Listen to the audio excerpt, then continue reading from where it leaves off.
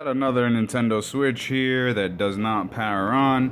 Tested it with the tester. It's giving me 0.3 and 0.09 amps. So let's take it apart.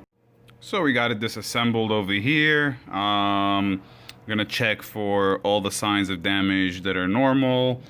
The charging chip, the chip on the other side. So let's try to take the motherboard out and test some more. Alright, and as suspected, that chip is bad. We need to replace it. We did a test, a continuity test, and the capacitors are shorted. So let's remove the motherboard and remove that chip and put a new chip on.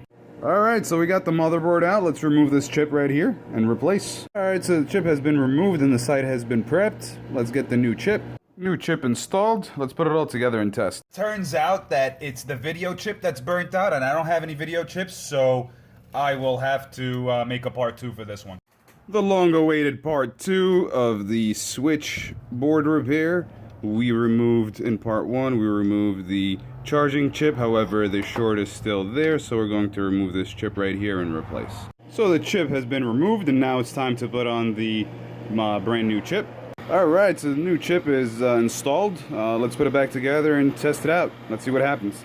Alright, so we plugged everything back in here, and we put it in the charger. We have a 0.485 amperes, which seems to be... And we do have the charge signal right there.